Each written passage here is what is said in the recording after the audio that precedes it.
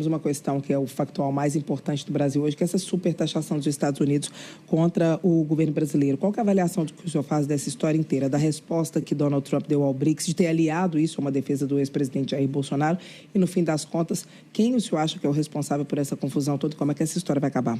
Os Estados Unidos, desde a vitória do presidente Trump, têm adotado essa postura da negociação com os países de uma taxação antes jamais concebida, né, que pudesse acontecer. Então, acabou acontecendo com o Brasil, uma sobretaxa de 50%, que é algo realmente muito pouco razoável, que não tem razão econômica, porque na relação comercial entre Brasil e Estados Unidos há um superávit para os Estados Unidos e não um déficit para os Estados Unidos. Então, há uma premissa que foi uma premissa equivocada usada para essa taxação dos 50%. E o uso dessa questão de negociação sobre um processo judicial do ex-presidente do Supremo Tribunal Federal é algo que definitivamente não se pode aceitar. No Brasil, há uma separação entre os poderes, não há o que o governo federal e o presidente Lula possam fazer num processo judicial que envolve o Ministério Público, Procuradoria-Geral da República, a Corte Suprema do país, de modo que, na minha opinião, é muito infeliz essa associação, que soa, inclusive, como chantagem,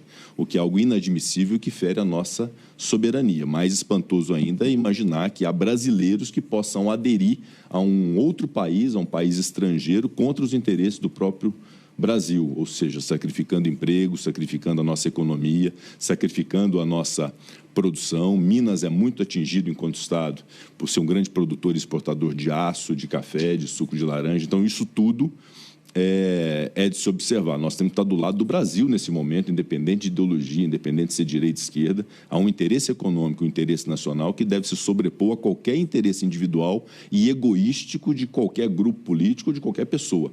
Então, eu acho que essa é a lógica. Eu acredito muito que o presidente agora já instituindo esse comitê, negociando com os empresários, o presidente Lula terá condição de ter uma negociação madura e cabível com os Estados Unidos para poder ter a limitação, um percentual menor de taxação, eventualmente isentar alguns produtos, porque isso também interessa aos Estados Unidos, e apartar essa questão ideológica de algo que é eminentemente econômico, comercial e que interessa a vida das pessoas. As pessoas não podem ficar reféns de uma disputa ideológica absolutamente insana e que definitivamente não pode afetar a vida dos brasileiros. O senhor defendeu recentemente até um programa de Estado para Minas Gerais, já que é um Estado muito afetado por essa supertarifação do Donald Trump. O senhor está puxando essa conversa com setores? Eu acho que é muito importante isso. A partir da negociação do Brasil com os Estados Unidos, pela via diplomática, pelo diálogo, com premissas econômicas corretas, haverá, obviamente, maturidade dos Estados Unidos, porque é do interesse deles também uma negociação que evite a taxação de produtos americanos que cheguem ao Brasil. Eu acho que a partir dessa definição de como ficará para cada um dos produtos brasileiros, eventualmente nós precisamos, para o Estado de Minas Gerais, de ter um programa de socorro e de remediar ou de mitigar os danos para setores econômicos do Brasil. O setor de ferro-gusa, de aço, de café, que o Minas, 50% do café do Brasil é produzido em Minas Gerais e 1/3 do café do mundo é produzido no Brasil, portanto, 1/6 do café mundial é produzido em Minas Gerais, é um ativo muito grande que nós temos.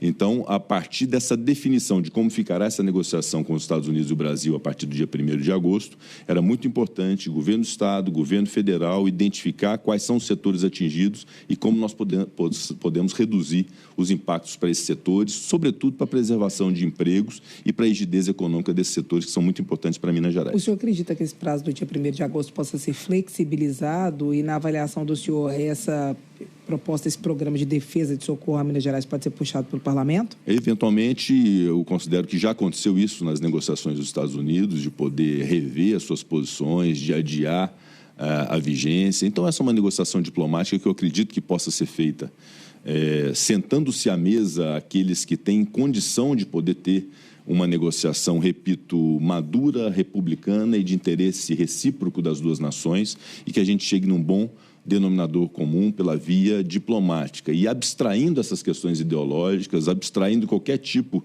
de condição para isso, para a solução de um processo judicial no Supremo Tribunal Federal, porque isso realmente é algo que fere a soberania, chega e beira a indecência se permitir uma negociação natureza. Então, pode, eventualmente, haver um adiamento, pode haver uma definição que seja uma definição favorável aos dois países até o dia 1º de agosto. E, de qualquer forma, havendo danos à economia, sobretudo de Minas Gerais, nos cabe, bancada de senadores, deputados federais de Minas Gerais, de cuidarmos junto ao governo federal de socorrer esses setores estratégicos de Minas Gerais, porque Minas não pode abrir mão nesse instante de receitas. Nós temos um Propag aí para aderir, nós temos uma dívida para pagar, nós temos reajuste de servidores que nós temos que cumprir, que têm sido muito sacrificados nos últimos tempos.